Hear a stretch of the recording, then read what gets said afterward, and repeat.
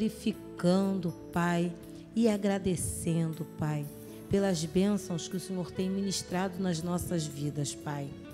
Pai, te colocamos nas mãos, Pai, aqueles que estão tristes, desamparados, desanimados, aqueles que estão atribulados, Pai. Entra com providência na vida dessas pessoas, Pai. Traz de volta o primeiro amor para aqueles que perderam a esperança, Pai. Traz um renovo para a vida dessas pessoas, Pai. Pai, dá força, Pai, dá estrutura física, estrutura mental, Pai. Pai, abençoa a família Batista, Pai. Coloco nas tuas mãos, Pai, todos os ministérios da tua casa, Pai. Que o Senhor esteja abençoando, Pai. Que o Senhor esteja ali aumentando a vontade de te buscar, Pai. Que o Senhor esteja fortalecendo todos aqueles ministros, Pai. Todos os líderes da tua casa, Pai. Coloco nas tuas mãos, Pai, a evangelização, Pai. Toca, Pai, nesse ministério de evangelismo, Pai. Coloco nas tuas mãos o ministério de oração, Pai. Coloco nas tuas mãos o ministério de adolescentes, o ministério infantil, Pai. Coloco também os jovens da tua casa, Pai. Pai, que o Senhor esteja restaurando, Pai, aquilo que precisa ser restaurado, Pai. Que o Senhor venha revitalizar, Pai. Que o Senhor venha abençoar, Pai. Coloco nas tuas mãos o pastor da nossa igreja, Pai, o pastor Márcio, que está agradecendo pelas bênçãos que o Senhor tem ministrado na vida dele, Pai. Agradecemos pela vida do nosso pastor, Pai. Coloco nas tuas mãos a tua família, a Nancy, a Hannah, Pai. Que o Senhor esteja com as tuas mãos estendidas sobre a vida dele, sobre o ministério que ele tem com a tua igreja aqui, com a tua igreja, o manancial também, Pai. E tudo aquilo, Pai, que ele desejar, Pai, que o Senhor esteja ali prosperando, Pai. Que o Senhor esteja realizando todos os desejos do coração dele, Pai. Coloco nas tuas mãos também o nosso líder, o Michel, a Daniele, Pai. Agradeço pela vida dos nossos líderes, Pai. Que o Senhor esteja abençoando cada vez mais o casamento, Pai. Que o Senhor esteja com as tuas mãos estendidas sobre a vida deles, Pai. Coloco nas tuas mãos a irmã Dorinha, Pai. Que o Senhor esteja ali, Pai, abençoando a vida da irmã Dorinha, do irmão Manel, entrando ali com saúde no que for necessário, Pai. Abençoa os teus servos, Pai. Coloco, Pai, todos os relacionamentos, Pai, nas tuas mãos, Pai. Todos os casamentos, os namoros, os noivados, Pai. Que o Senhor esteja abençoando, Pai. Coloco a tua igreja, Pai, nas tuas mãos, Pai. Agradeço por essa oportunidade dessas portas estarem abertas, Pai. Agradeço pela oportunidade de podermos realizar um culto aberto, um culto público. Tem locais aí, Pai, fora no Oriente Médio, onde isso não é possível, Pai. E nós aqui estamos com esta grande oportunidade, Pai, de prestarmos culto a Ti, de Te agradecer por todas as bênçãos que o Senhor tem ministrado nas nossas vidas, Pai. E mais uma vez, Pai, eu Te agradeço por tudo. Eu coloco também aqueles que estão afastados, Pai. Coloco os adolescentes nas Tuas mãos, aqueles que perderam assim a vontade de vir para a Tua casa, Pai. Que o Senhor esteja falando com autoridade, com poder no coração deles. Que o Senhor os traga de volta, Pai, para a Tua casa. Que eles sintam a necessidade de Te buscar. E que eles reconheçam, Pai, que só o Senhor é Deus, Pai. que só o Senhor é que pode todas as coisas, Pai. Que eles reconheçam que sem o Senhor nada eles poderão fazer, Pai. Que o Senhor, Pai, é o nosso Deus, que o Senhor é soberano, que o Senhor é poderoso, que o Senhor é misericordioso, que eles reconheçam isso de fato, Pai, e retornem, aqueles que estão afastados, que retornem para a sua casa, Pai. É o que eu te agradeço, Pai, em nome de Jesus. Amém. Obrigado, querido. Eu vou chamar a Silvia aqui. Você, Silvia? Você? Hoje nós temos uma participação especial, né, as meninas da coreografia, né, da Igreja Assembleia de Deus Betel. Tem nome o grupo? Ainda não tem, né? Vou criar um nome para esse grupo aí daqui a pouco aí. Então a gente vai estar participando, elas vão estar participando. Vamos orar aqui pela nossa irmã. Você é a líder do ministério, não é? A Rosalina também. Também? Vem cá, vem cá. Vamos estar abençoando aqui o ministério das irmãs, que a gente sabe o quanto é importante hoje em dia nós termos os jovens, os adolescentes na igreja hoje, né? A gente vê aí tantos casos, né, situações de pessoas que já até andaram pelas nossas igrejas e hoje, né, se perderam.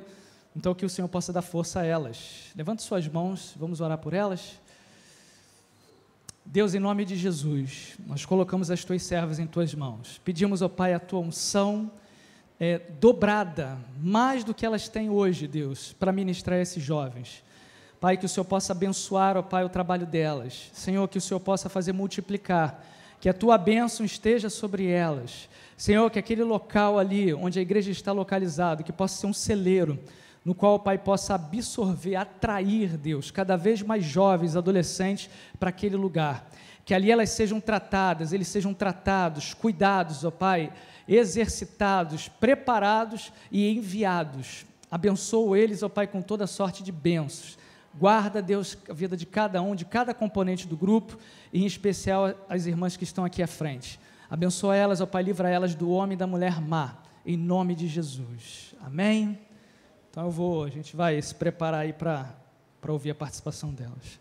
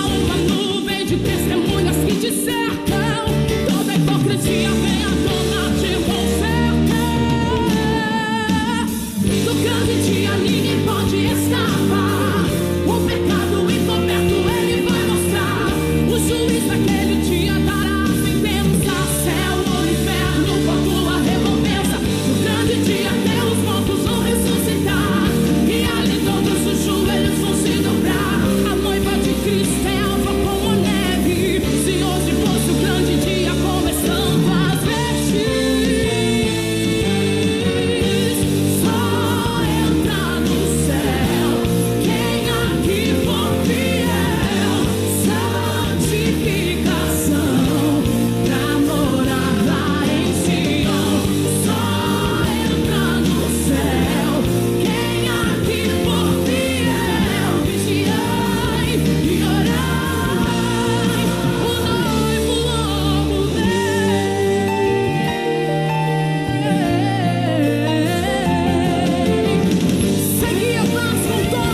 santificação, sem a qual ninguém verá o Senhor.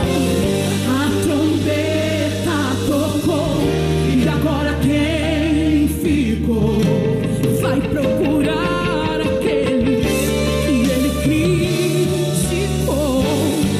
O pastor sumiu e as irmãs também. As crianças que cantavam, cantam em Jerusalém. Vão procurar mais igrejas, mas não vão encontrar.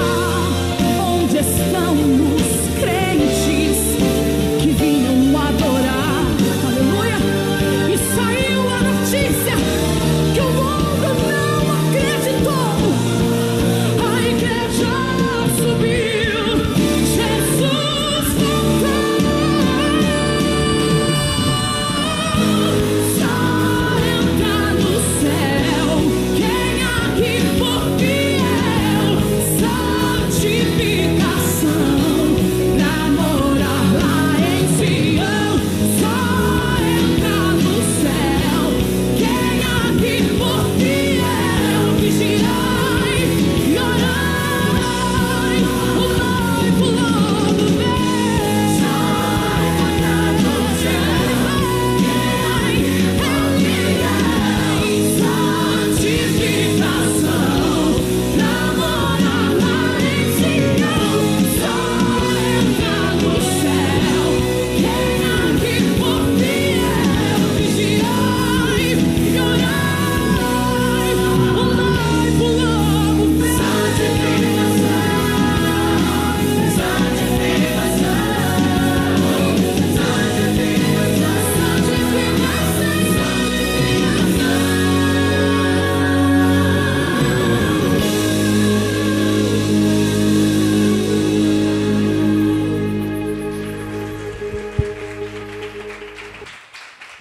Glória a Deus! Louvado seja o nome do Senhor. Parabéns, hein? Deus abençoe. Meus ajudantes ali na frente, bota ali o púlpito no lugar, por favor. Pastor Márcio está com a palavra. Qualquer coisa a gente faz um grupo de coreografia com o Renan, né? Com os meninos, né? Rafael, Epifânio, imagina, Jonathan e Vinícius na frente. Vinícius vai ser Jesus. Deus abençoe.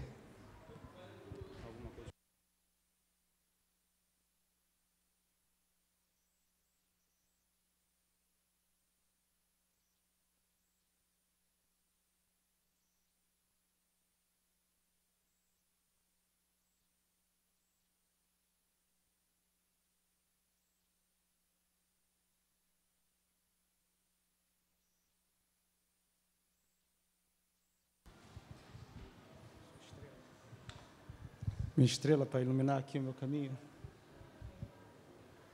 A paz do Senhor, irmãos, boa noite. Amém, muito bom. Hoje o culto tá abençoado. Quero agradecer às irmãs da Assembleia de Deus, o Ministério de Betel, né? Conheço desde pequenininha aquela igreja, né? Já dá para perceber que ela é bem antiga, né? É uma das igrejas mais não vou dizer antiga, né? É uma das mais pioneiras da nossa região, né? A nossa é a terceira mais pioneira, vamos dizer assim, né? Para não usar o nome mais velhinha, né? Então, agradecer ao Senhor pela vida de vocês. Hoje, uma igreja chegar ao seu jubileu é porque realmente é uma igreja séria, comprometida com a palavra de Deus, né? Hoje nós estamos carentes de igrejas que tenha esse perfil. Não de mais tempo, porque outras precisam surgir também para que possam nos ajudar na grande tarefa da proclamação.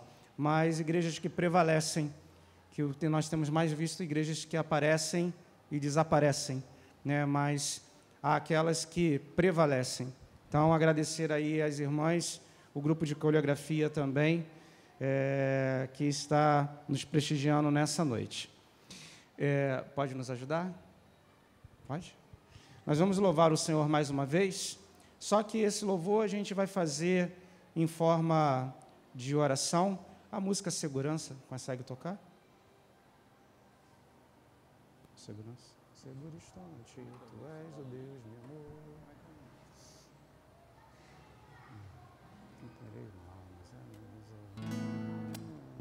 Entrego a ti. Essa música ela tem como título Segurança e ela é uma oração.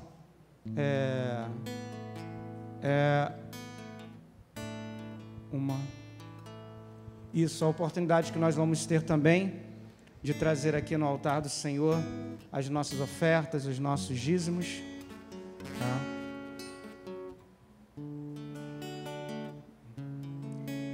Ok. Alguém segura ou deixa ali mesmo? Não, pode deixar ali mesmo? Tá ok. Agradecer a Deus pelas bênçãos, pelas vitórias, por tudo que Ele tem feito na nossa vida. Tá gravando, Michel? Tá gravando? Tá? Ok. Mas é bom saber, né? Os irmãos que estão nos visitando. Nós tivemos há um tempo atrás um problema de furto aqui na igreja e quebraram muitas coisas. E graças a Deus, Deus nos abençoou e nós conseguimos consertar tudo. Aquilo que não deu, nós compramos de novo.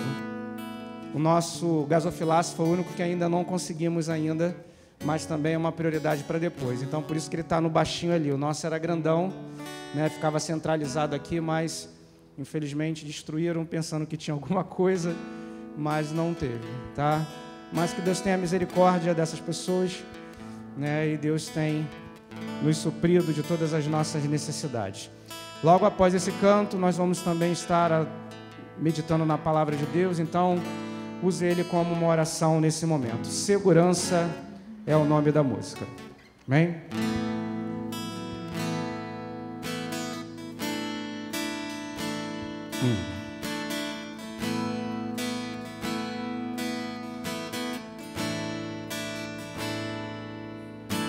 Entrego a ti a minha oração, pois tu és Senhor,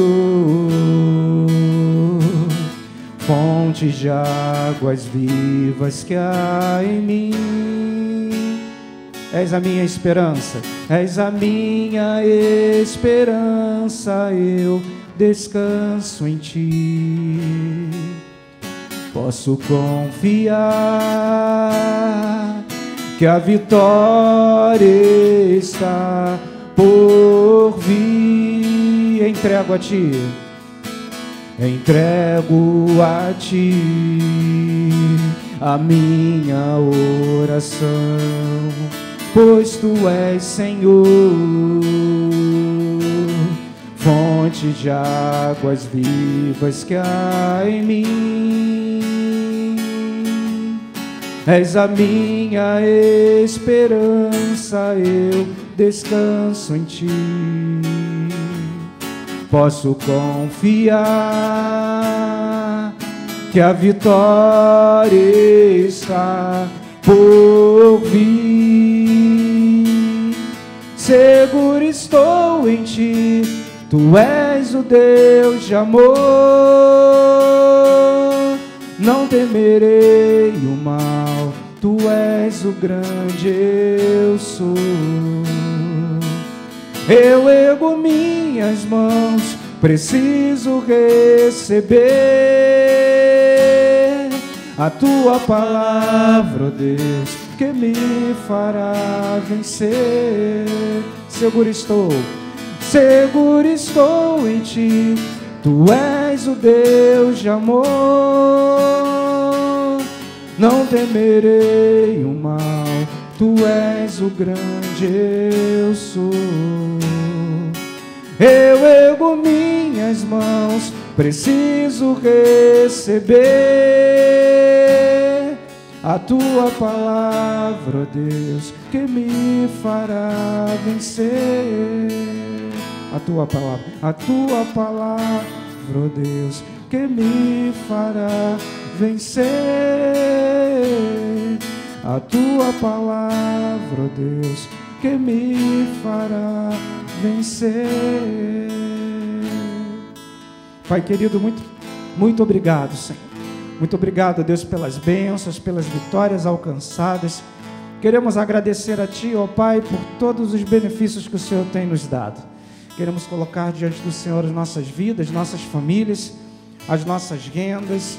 Ó Pai, a cada mãe de família aqui, o Senhor continue abençoando, abrindo as portas de emprego para aqueles que estão desempregados, trazendo prosperidade para todos, ó Pai, para que possamos, ó Deus, continuar, ó Deus, abençoando a Tua obra, abençoando outras vidas, Senhor.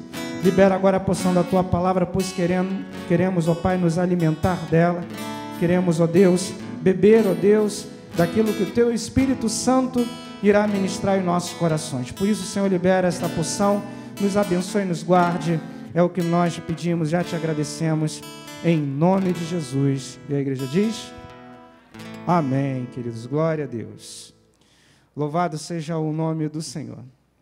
Michel, brinquei aqui com as meninas da coreografia. Elas olharam para mim e ficaram puxando. Aí eu fui e falei assim: você sabia que eu consigo ler pensamentos? Aí elas arregalaram os olhos e ficaram olhando para mim. Aí eu falei que assim, a resposta para aquilo que vocês estão pensando, sim, o irmão Michel, ele é meu irmão, tá? É minha versão moreninha. Aí elas começaram a rir, olharam uma para a outra, aí uma falou assim, ele adivinhou mesmo. Porque assim, estava na cara, né? Ficaram cochichando, cutucando, apontando para mim. Mas eu sou assim, sou irmão do Michel, que é o líder dessa igreja, né? É o que o Senhor colocou aqui nesse tempo para estar abençoando. E nós temos somado aí junto com ele nessa caminhada, nos desafios, né, de proclamar Jesus aqui nesse bairro. Elas não sabiam, talvez, eu creio, a maioria delas, mas elas foram filmadas aqui, não falamos para deixá-las bem à vontade. Como elas não vão voltar, então foi filmado. Eu quero agradecer a participação delas e todos aqueles que toda semana têm nos assistido através das redes sociais. Para os amados que estão nos visitando aqui no templo da nossa igreja, a nossa igreja tem feito um trabalho há alguns anos através das redes sociais, e esse trabalho que já deve ter aproximadamente uns 3 anos, né, Michel? Já chegou a 3 anos? 14, 15, 16, 17, já fez 3 anos, já estamos beirando os 4 anos. E, irmãos, nós temos seguidores em vários lugares, vocês não têm nem noção o poder que as redes sociais, que a internet tem na evangelização. Nós já tivemos aí pessoas, temos até hoje, né? Pessoas que nos seguem lá nos Estados Unidos, né? Pessoas que são pessoas que a gente já fez uma certa amizade aqui no Brasil e foram para lá e acompanham, curtem, compartilham.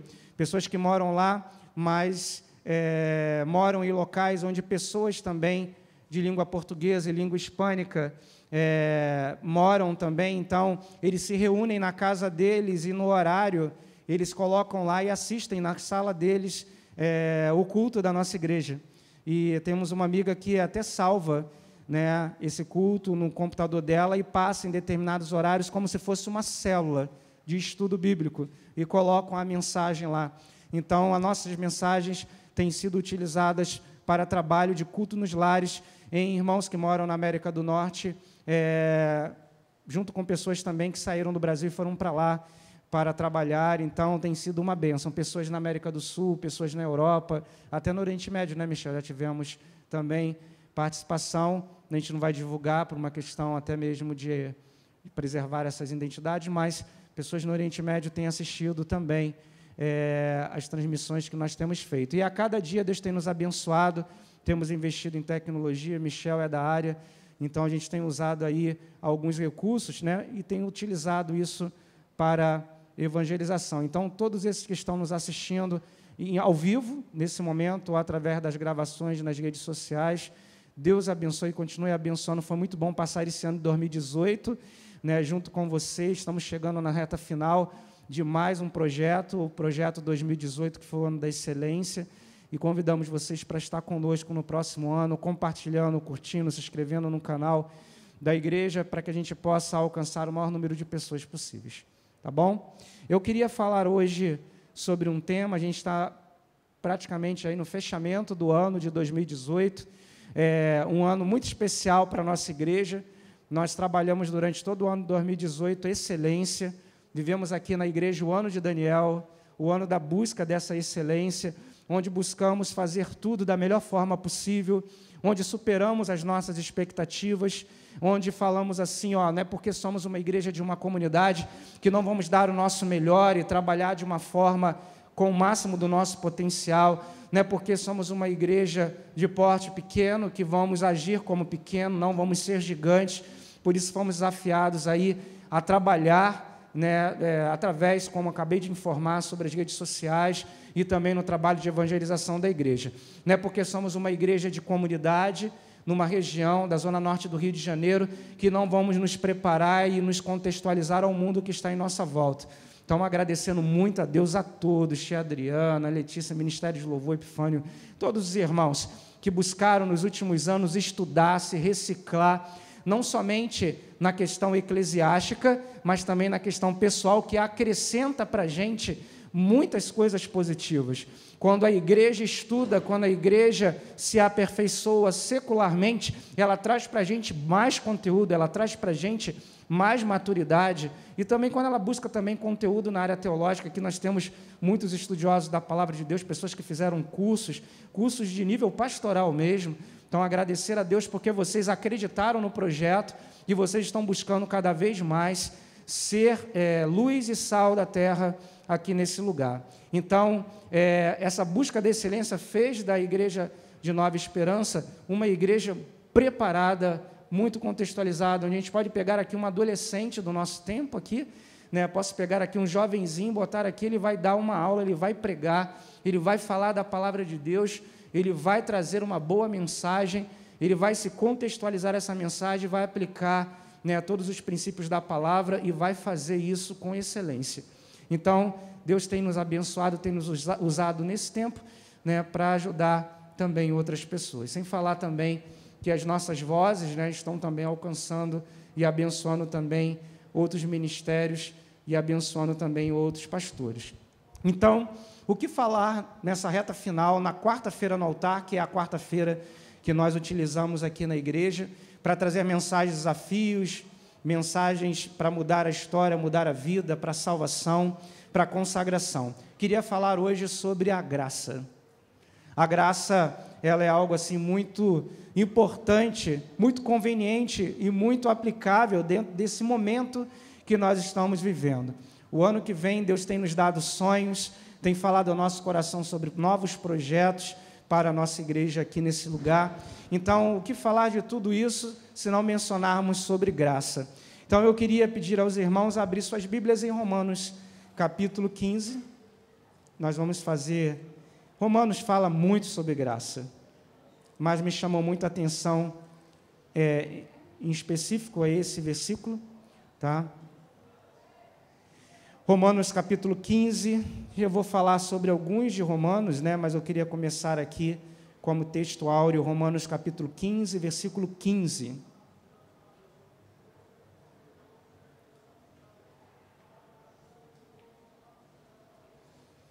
Romanos 15, 15, um versículo pequenininho, mas o apóstolo Paulo, quando escreveu essa carta à igreja de Roma, ele foi muito, mas ele teve um poder de síntese tremendo, porque Romanos ele fala desde o começo sobre a manifestação da graça de Deus em vários aspectos. Então traz para a gente uma visão bem ampla do que é a graça, levando em conta que esse texto é um texto muito importante, muito contextualizado, lá no ministério do apóstolo Paulo, que traz para a gente uma visão assim bem ampla daquilo que ele queria deixar para aquela igreja, levando em conta que ele escreveu aproximadamente 28 anos depois da morte e ressurreição de Jesus, tá? Por volta mais ou menos do ano 56 ao ano 60. Então, a gente pode contar aí mais ou menos uns 27 anos, mais ou menos, a partir daí que Jesus morreu e ressuscitou, que iniciou o ministério de Paulo logo depois, mais ou menos isso. Então, aproximadamente 3 décadas depois do ato da crucificação, morte e ressurreição de Jesus, a graça ainda estava muito forte. Ela ainda era um bebê que estava sendo gerado, no sentido da mensagem que seria transmitida ao longo dos anos, das décadas, dos séculos, dos milênios, né, a graça que é a manifestação do amor incondicional de Deus. Então, o texto, Romanos capítulo 15, versículo 15, eu vou ler aqui, vou aproveitar aqui a versão que está na nossa projeção. A respeito de alguns assuntos, eu lhe escrevi com toda a franqueza, como para fazê-los lembrar-se novamente deles, por causa da graça que Deus me deu. Lindo, né, gente? Mais uma vez, vou ler aqui na minha versão, talvez possa ser a mesma. A respeito de alguns assuntos, está batendo, eu vos escrevi a vocês com toda a franqueza, principalmente para fazê-los lembrar-se novamente deles, por causa da graça que Deus me deu. Amém, queridos? Por que nós vamos escolher esse texto aqui? Porque a gente vai falar sobre coisas que vocês já sabem. Talvez todos aqui já saibam. De alguma forma vocês já tenham aprendido, principalmente aqueles que já passaram pelos batismos nas águas, ou seja, que já fazem parte de alguma igreja. Em algum momento você estudou lá com seu pastor, com seu discipulador. Antes de você ir para as águas do batismo, você fez a classe do batismo. Então você estudou muito sobre graça. Você estudou muito sobre o amor de Deus. Você decorou João 3,16. Você guardou no seu coração, porque Deus amou o mundo de tal maneira que deu o seu Filho unigênito para que todo aquele que nele crê não pereça, mas tenha a vida eterna. Gente, quando eu menciono, quando eu declaro esse versículo, eu lembro da minha infância. Eu lembro do dia em que falaram de Jesus para mim pela primeira vez, em que eu comecei meus primeiros passos na vida cristã. Isso é graça. Mesmo não merecendo, Deus manifestou o seu amor comigo. Talvez você que esteja nos assistindo agora tenha feito ou esteja fazendo muitas coisas que desagradam a Deus. Talvez você que esteja aqui dentro do templo esteja um pouquinho afastado da presença de Deus, e quando você não está no nosso meio, ou seja, no meio da igreja de Cristo, a igreja que você congrega, ou nessa igreja, talvez quando você esteja distante, você faça algumas coisas que desagradam a Deus. Mas eu quero dizer para você que essa graça, ela ainda hoje está vamos dizer assim, ainda disponível para você. Ainda há tempo, ainda há oportunidade. Ainda você tem ainda a chance de invocar essa graça através do arrependimento, através da confissão de pecados. E a própria palavra nos garante: se confessarmos os vossos pecados, Ele é fiel e justo para perdoar os nossos pecados e nos purificar de toda. Irmãos, nós estamos debaixo da graça. Nós estamos debaixo da graça. Você não é um desgraçado, você é um abençoado. A graça de Cristo está sobre a sua vida. E se você abrir a tua boca e confessar que Jesus Cristo é o Senhor, você será salvo. Nós ficamos imaginando o que vai acontecer depois que Jesus voltar e levar a sua igreja. Depois que essa era da graça, ela for recolhida. Eu fico imaginando o que vai acontecer. Independente da sua definição ou da sua teoria escatológica sobre a igreja, sobre o arrebatamento, eu não quero entrar nesses méritos, mas eu quero que você tente olhar de uma forma geral, generalizada. O que você vai fazer quando você não tiver mais essa oportunidade de manifestar através do teu arrependimento a graça de Deus na sua vida? Então, queridos, hoje, nesse dia da quarta-feira no altar, o Senhor, o Espírito Santo de Deus, quer falar para a igreja, e aí eu invoco a palavra. Quem tem ouvidos, ouça o que o Espírito diz à igreja. O Espírito quer falar à igreja sobre qualidade espiritual, o Espírito Santo quer falar sobre a igreja, sobre santidade, quer falar para a igreja sobre comprometimento. Nós precisamos agora nos desprender da religiosidade e, mais uma vez, entrar numa vida de adoração e de entrega total a Cristo. Eu tenho pregado muito, onde eu vou, sobre religiosidade, não sobre a questão doutrinária do assunto, né, do tema, mas eu tenho falado sobre religiosidade, sobre o seguinte contexto, irmãos. Eu, como pastor, não é porque eu sou pastor, não é porque o Senhor me escolheu para dirigir a sua obra, que eu não vou me santificar. Tem pessoas, ou até mesmo pastores, e me coloco também dentro desse grupo, tá? De uma forma geral, que não oram mais para pregar, não oram mais para preparar uma mensagem, não oram mais para evangelizar, não se santificam, não fazem jejum mais para cuidar da obra de Deus. Tem muito cristão que só ora no dia do culto, só ora na hora de almoçar, de dormir, de jantar. Há alguns que ainda fazem isso, porque muitos nem mais fazem isso, não fazem nem mais isso, mas a igreja está perdendo muita qualidade de oração. E muitas coisas a igreja não está mais conquistando, porque falta oração. E a palavra de Deus diz que esta oração, ela é eficaz. Ela é eficaz para neutralizar as ações do diabo, ela é eficaz na batalha espiritual e também até mesmo para a libertação, porque algumas castas de demônios só saem com oração e jejum. E a gente percebe que o inimigo tem se filtrado dentro da igreja através da religiosidade, através da baixa da guarda. Nós estamos baixando a guarda para o inimigo, somos soldados que estamos deixando o nosso armamento, o nosso escudo e a nossa espada de lado, e estamos querendo encarar o inimigo de peito aberto. Então, a graça, hoje, ela fala para a gente como também uma palavra exortativa. Igreja, precisamos nos santificar mais, precisamos orar e vigiar. O diabo, ele está buscando levar aqueles que baixam a guarda.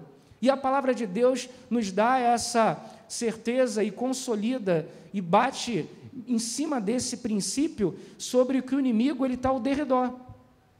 E nós precisamos estar debaixo da guarda de Deus para que ele não alcance a nossa vida e nem as pessoas que nós amamos. Eu estava falando ontem, ministrando no evento voltado para a adoração, adoração de grupos de louvores, né? Então, eu estava falando e eu trouxe dentro da minha palavra um exemplo. Desde pequenininho, né, eu comecei na igreja com 12 anos de idade, Deus nos abençoou, eu não sou cantor e nem músico, tá, gente? Mas a gente começou pequenininho cantando no Ministério de Louvor, fazendo coreografia, né, cantando em cantatas, cantatas de Natal, de Páscoa. Então, nós, né, a nossa geração, ela foi muito trabalhada na área musical. E durante toda essa minha caminhada, eu vi muitos irmãos, não é o caso daqui, tá? Vou usar só como exemplo, irmãos que tocavam aqui, que saíram da igreja, irmãos que tocavam ali, foram para o mundão, outros que faziam back vocal aqui, que faziam solo na frente, que hoje nem na igreja estão, alguns, infelizmente, nem vivos estão, deixaram com que suas vidas fossem ceifadas, porque a palavra de Deus deixa bem claro que o salário do pecado é a morte. Então, pessoas que se debandaram para o lado da vida sem Deus e se perderam nessa vida. E eu estava falando nesse evento de adoração, e eu falei o seguinte: por que os ministérios de louvores eles são tão atacados? Por que os ministérios de coreografia são tão atacados? E aí veio aquela frase que eu escuto desde meus 12 anos de idade: é porque o diabo, ele não gosta de adoração, porque ele era um anjo que adorava, e abaixo de Deus ele era o mais poderoso. Irmãos, teologicamente falando, a gente pode até entrar nessas questões, mas no meu ponto de vista, isso é a minha opinião pessoal, eu não acho que é bem por isso, não é bem por aí não. Por mais que ele seja, que ele odeia você de qualquer jeito. Mas uma coisa que me chama muita atenção pela experiência de vida que a gente já viveu, é que o ministério de louvor, ou, entre aspas, os ministérios de louvores, eles são tão atingidos e caem de forma tão constante, é que eles menosprezam, ou até, de certa forma, eles desconhecem, ou também eles não tenham se preparado ao ponto de reconhecer na vida deles que um ministério de louvor, com essa definição, ministério de louvor, é um ministério. E assim como um pastor, um presbítero, um evangelista, um diácono, ou um dirigente, para subir aqui e trazer a palavra, da forma como ele vai apresentar a palavra, ele tem que orar em casa, ele tem que jejuar, ele tem que pedir perdão pelos seus pecados, confessar os pecados e fugir da aparência do mal, ou seja, ele precisa subir, não no sentido que esse lugar seja místico, né? Mas no sentido do preparo e do compromisso, assim como aquele que transmite a palavra pregada precisa ter esses cuidados. Eu digo para você por experiência, metade daqueles que se denominam componentes ou até participantes de alguma forma de um ministério de adoração de uma igreja, eles não têm esse mesmo cuidado. E aí eu falei para essas pessoas e disse o seguinte: no meu entendimento, segundo a minha interpretação, 50% do que acontece aqui na celebração, ela depende de mim.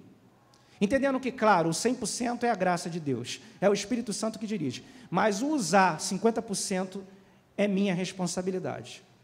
Mas os outros 50% são aqueles que sobem aqui, ou aquelas que dançam aqui e levam a igreja à atmosfera de adoração.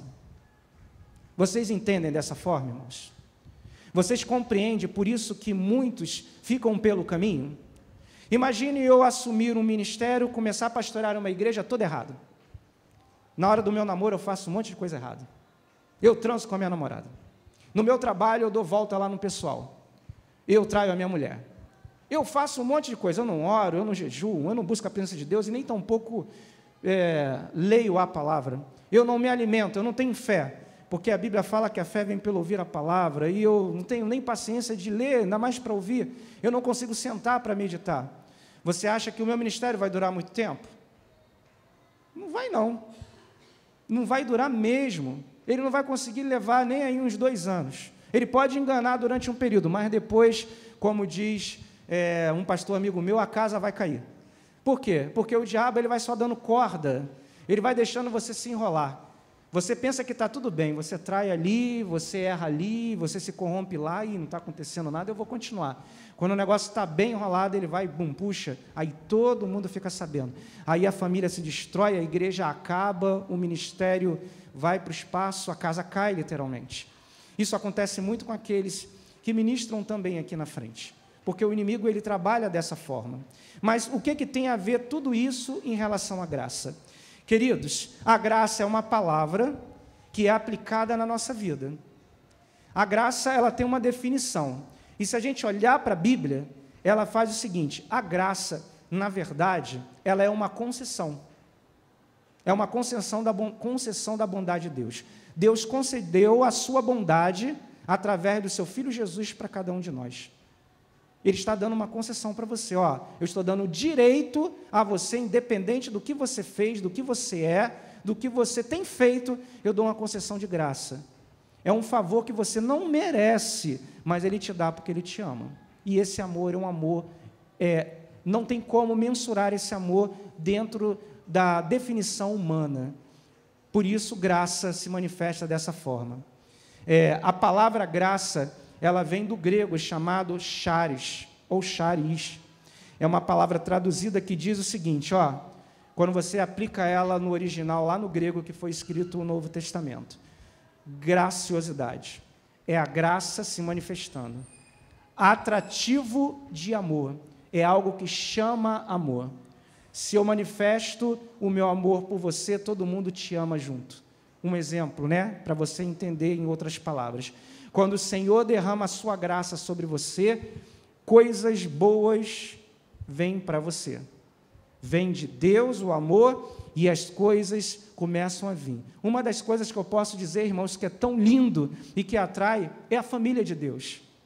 Quando você entregou a sua vida a Jesus, pessoas se juntaram a você e envolveram de amor você. Olha que coisa linda.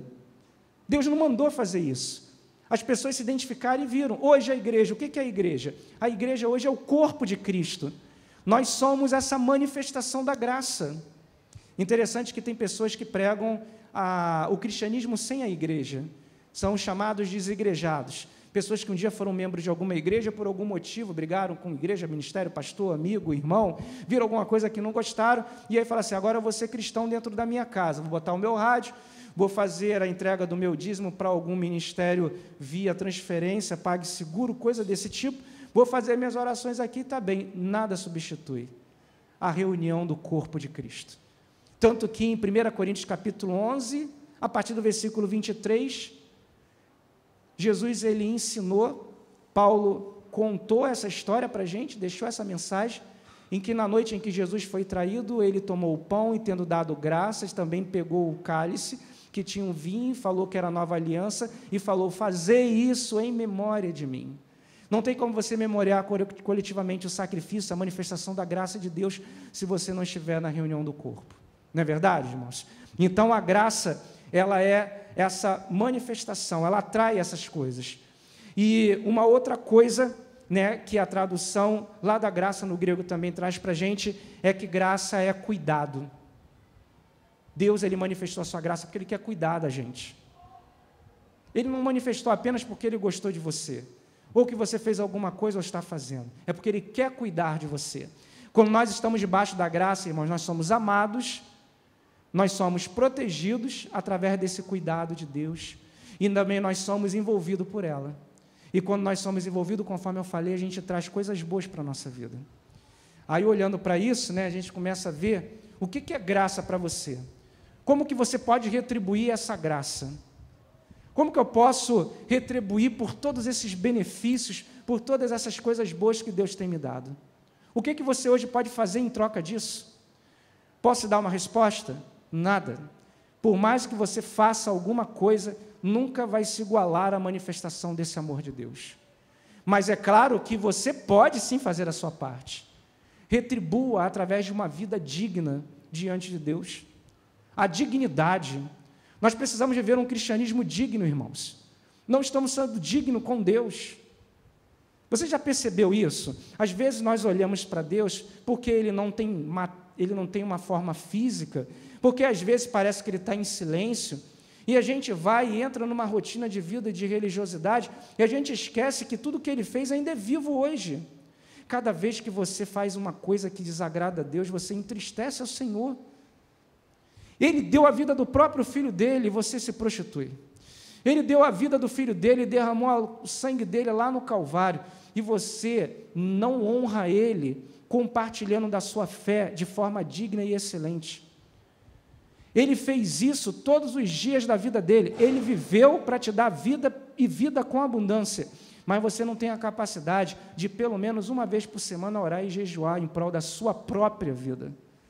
Ele não precisa que você jejue por Ele, não.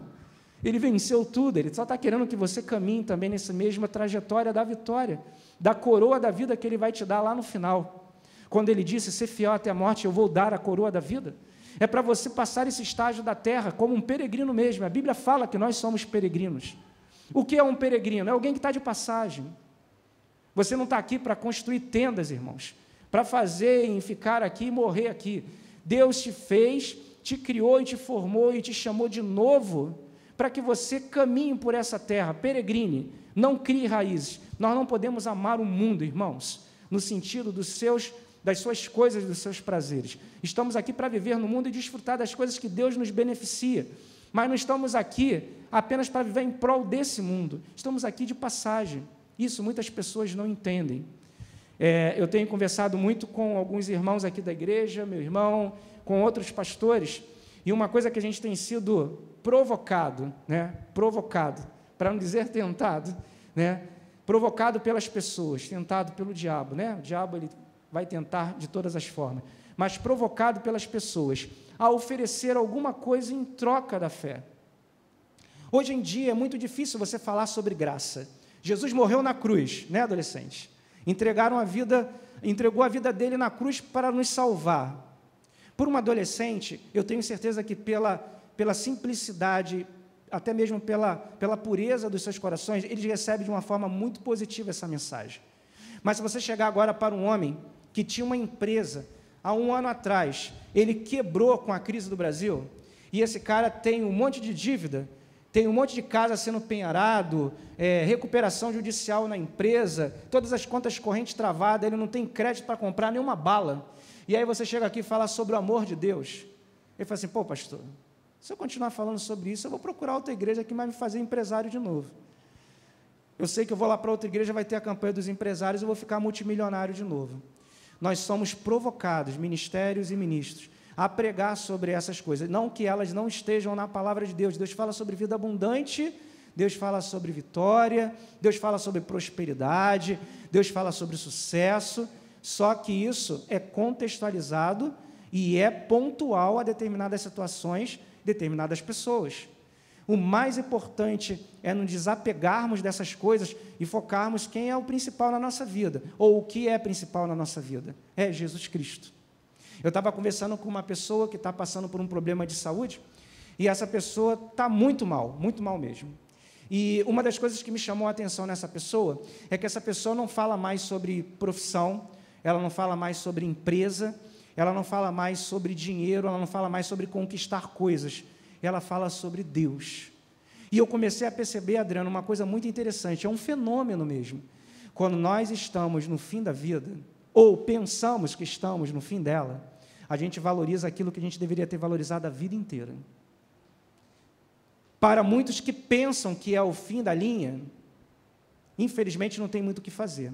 Para aqueles que passam por uma luta ou um problema de enfermidade muito sério e pensam que é o fim da linha, para essas pessoas que pensam que é, mas Deus ainda não encerrou a sua vida, elas têm a grande oportunidade de recomeçar. E quando elas se levantam, irmãos, ninguém segura. Elas se tornam homens e mulheres abençoados. Elas não medem esforços para falar o que Deus tem feito na vida delas. Mas será que você precisa chegar a uma situação assim? Chegar a um nível desse estresse, de você pensar que tua vida vai acabar por uma enfermidade, ou pensar que já acabou e acabou realmente, para você acordar? Se todo cristão olhar para a graça e ver como um privilégio de viver uma vida feliz, você vai sim estudar, você vai sim empreender, você vai sim crescer, mas você, acima de tudo, vai agradecer. Mas agradecer naquela oração, Senhor nosso Deus, Santo Pai, muito obrigado por esse dia. Não, é você viver uma vida de gratidão, debaixo da graça. Como um pastor famoso aí usa como slogan dele, né? Debaixo da graça. E é verdade. Se você não estiver debaixo da graça, você não consegue viver uma vida na plenitude. Irmãos, eu guardo no meu coração Mateus capítulo 6, versículo 33. O contexto dele está falando sobre dificuldades, sobre privações, sobre momentos de escassez e também de grandes desafios. Mas se você pegar esse texto e tentar contextualizar de uma forma alegórica em outras áreas da sua vida, você vai ver que isso aqui é muito importante. Você precisa buscar em primeiro lugar o reino de Deus e a sua justiça. Busca em primeiro lugar o reino de Deus e a sua justiça. Queridos, aquelas coisas, e aí eu vou contextualizar, essas coisas, aquelas coisas lá, ou todas as outras coisas, como alguns erradamente colocam no texto, que não é isso que ele está falando, ou melhor, tudo na sua vida, dentro de uma visão debaixo da graça de Deus, serão acrescentadas. Porque quando a gente começa a focar isso, a gente começa a ver que a vida tem um prazer maior, uma alegria maior. Você sabe quanto tempo você tem de vida? Eu também não sei. A gente pode viver 50 anos, 60 anos, mais 30 anos, os novinhos vão chegar aos 100. Irmãos, não importa o tempo de vida que nós temos que encerrar a nossa carreira com a fé guardada no nosso coração e a certeza que a eternidade vai ser com Cristo. A gente precisa pensar dessa forma. Eu queria trazer uma reflexão, nesse final de ano, para que você não fique lá no dia 31, no desespero. Quando a gente faz o culto da virada, é muito engraçado, irmãos, igrejas que fazem o culto da virada. Dá o pastor lá, irmãos, algumas igrejas que fazem isso, né? A gente costuma fazer. Lá, está lá, relógio, o cronômetro está correndo. 11h55. Gente, você vê, ninguém fica de olho aberto. Ninguém, até as crianças. O pessoal assim sabe, eu falei assim, gente, poderia o ano inteiro. Quando a gente ora aqui na igreja, isso aí em qualquer igreja, você está orando assim, Senhor, Deus Todo-Poderoso, aquela igreja está fervendo, né? O fogo está descendo. Aí você vê lá o adolescente. Olha lá para o irmão lá, a cara do irmão, o bico do irmão.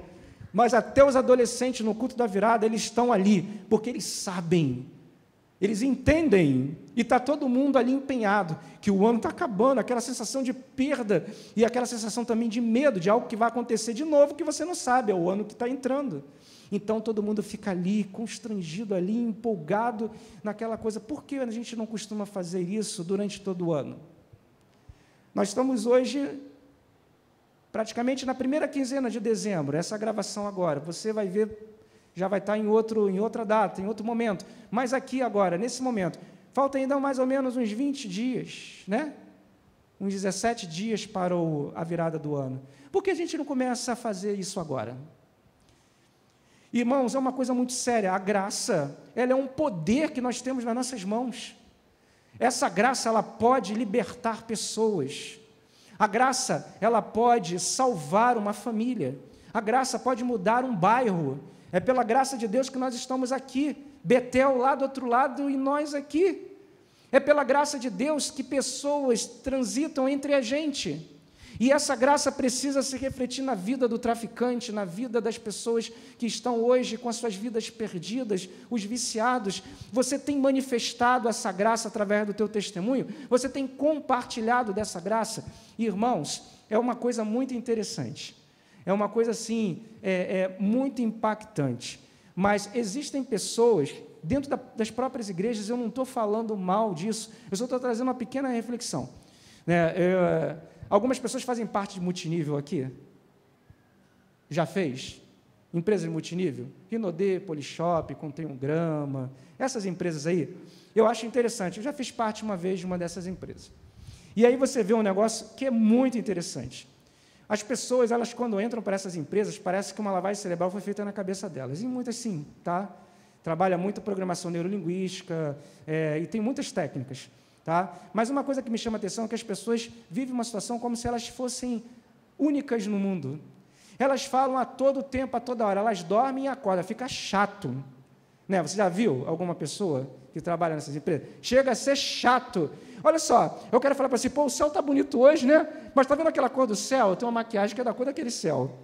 Olha, que casamento bonito, está vendo a noiva? Olha que noivo bonito. Gente, que louvor bonito. Esse louvor me inspira o nome do meu perfume. Entendeu? Então, quer dizer, as pessoas, elas tendem a amar, elas tendem a viver de forma emocional as suas paixões. Eu queria saber o dia que a igreja viver essa paixão. Ninguém tem medo de ser chato quando representa a sua empresa, mas tem vergonha de compartilhar da graça de Deus. Então, queridos, a gente precisa também viver. Eu não estou dizendo contra, não. Marketing multinível, marketing relacionamento, comércio em geral, isso é negócio. Quando você sair daqui, você vai ter que construir as suas tendas, você vai ter que pagar as suas contas. Seja bem-sucedido, Deus te abençoe, que você bata aí todos os níveis de diamante, duplo, triplo, semideus, fique à vontade, né? Cada empresa tem o seu nome. Mas você, como um cristão, precisa também ter um tempo para Deus. Porque senão, irmãos, eu vou falar o que esse pastor amigo meu falou, a casa cai. Você vai ter todo o dinheiro do mundo e vai ter uma família destruída. Eu queria dizer para vocês aqui 3 coisas, porque eu quero a graça, tá? Eu quero a graça porque eu quero ser salvo. Amém? Repete comigo. Eu quero a graça porque eu quero ser salvo. Tá. 2 Pedro, capítulo 3, versículo 9 e 10, vai falar sobre isso. Tá? Eu quero a graça também, irmãos, porque eu quero demonstrar a misericórdia de Deus. Repete comigo. Eu quero a graça porque eu quero demonstrar a misericórdia de Deus. Isso é o que eu entendo, eu tenho certeza que vocês também. E você pode ver confirmações para isso no Salmo 145, versículo 9. Tá? E o terceiro aqui, eu quero a graça porque eu quero ser justo com Deus. Repete comigo. Eu quero a graça porque eu quero ser justo com Deus. Irmãos, Ele deu a vida do Filho dEle por mim, e eu preciso dar a minha vida para Ele. E dando a minha vida para Ele, não é que a minha vida vai morrer aqui, eu vivo num país livre. Graças a Deus a gente vai sair daqui com a Bíblia na mão e ninguém vai matar a gente. Simplesmente o prazer de fazer a vontade dEle. Graças a Deus que no Brasil a gente tem essa liberdade. Ainda, não sei no futuro, talvez não. Mas eu quero retribuir tudo o que Ele fez. Dar a vida para Ele não é morrer, mas é viver uma vida na presença dEle. É ensinar os nossos filhos, sobrinhos, aqueles que já têm uma idade avançada, ou nós que alcançaremos pela graça de Deus também, aos nossos netos, e aí viver uma vida feliz e cumprir a nossa missão aqui na Terra. E chegar no final da nossa carreira, tendo a certeza que cumprimos a missão de fato, que não deixamos nada pelo caminho. Isso não é bom, irmãos? Não é? Então, nós vamos ficar de pé agora, e nós vamos encerrar essa quarta-feira no altar. A gente usa também essa quarta-feira também como uma palavra doutrinária, e a palavra de hoje foi doutrinária, foi uma apresentação das Escrituras sobre o tema graça. Eu queria que você colocasse diante do Senhor agora, Epifânio, se puder fazer uma instrumental, eu sei que a gente está aí hoje desfalcado, mas que você fizesse hoje refletisse um pouquinho sobre a sua vida, sobre a sua história, como que está sendo a qualidade do evangelho que você tem vivido, como que você está fazendo hoje, e levando a sua vida. Eu fiz um desafio aqui na igreja, desde o começo do ano, que cada um deveria fazer um discípulo.